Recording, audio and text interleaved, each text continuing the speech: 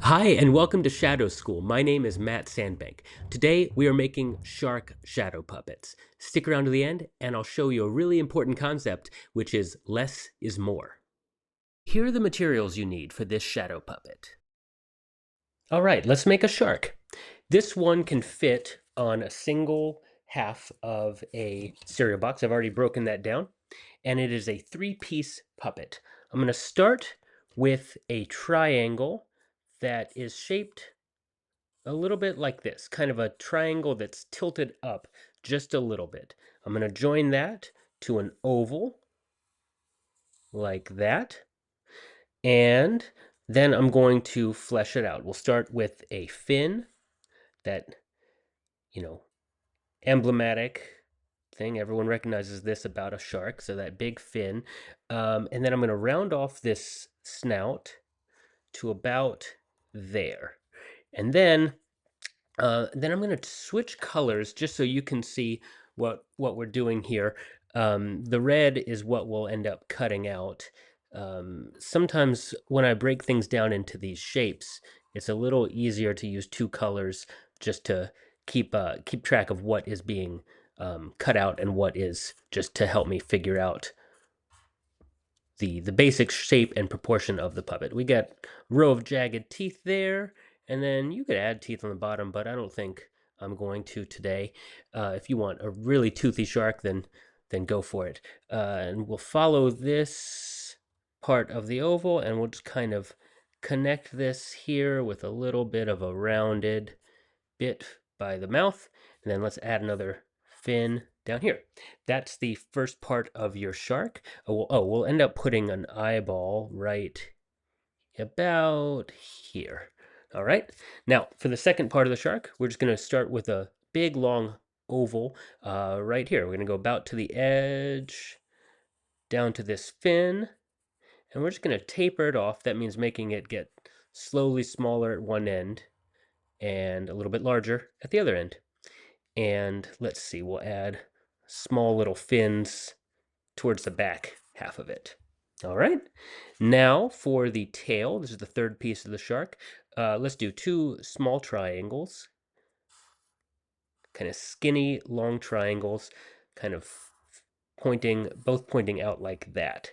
And then let's join them with an oval. And I did the thing. I was, using my pen. I forgot to change colors. So for this one, I'll just use blue as my final outline color. So let's flesh out these triangles here. We'll round that edge, kind of make a little swirly bit there, kind of dip in, just give it a little bit more of an interesting shape. And let's make that circle, that oval, a little wider and a little shorter. I think I made it a little bit too long. But if in the end it's better to make it too long or too wide than too skinny and too short, because you can always end up cutting more away. But if you draw it too small, you can't end up adding it. You have to just redraw the whole thing. Okay, so this is a fairly easy one to cut out. The only difficult part about the cutting is the teeth. Otherwise, it's pretty simple. What I like to do is break it into smaller pieces. That way I'm not working with a whole big piece of cardboard. I'm working with smaller bits of cardboard. I can break that down even more. And then I always cut using the back end of the scissors. And I take small cuts and I steer with my left hand. I keep my scissor hand not entirely always pointed forward, but I tend to keep it fairly still. I try not to move my right hand too much. I try to mostly move the puppet around with my left hand. Gives me a lot more control, and I can go at a pretty fast pace that way. I went outside the lines there a little bit. Just at the last minute, I felt like maybe I needed that to be a little bit longer. So, so we'll see if I end up needing to cut any away there. Now the middle section of the shark.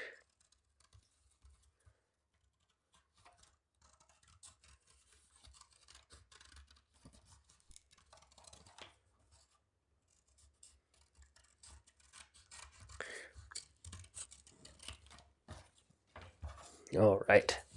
And now the final piece. This one's not super hard, like I said. The only difficult part is the teeth. Now watch what I'm going to do here. Is I'm going to save those teeth for last. I'm going to get everything else cut away first.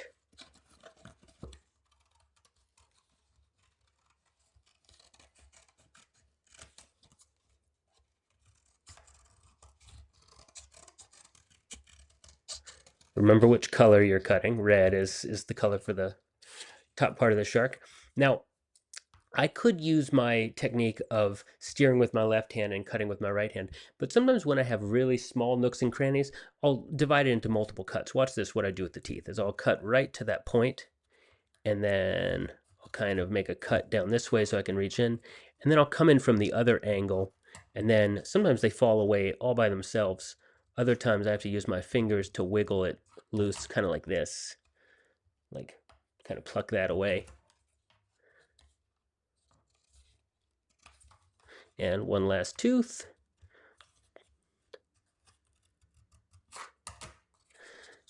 And there we go. Now, since we freehanded this one, let's check and see if the proportions are right.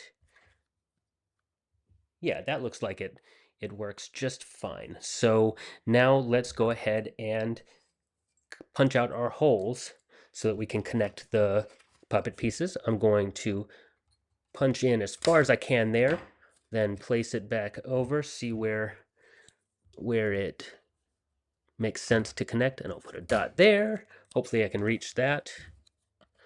Well, I can't quite reach that. Okay, I can either make a hole that's not quite all the way in, or I can, what I'll do here is I'll cut in just so I can reach in there.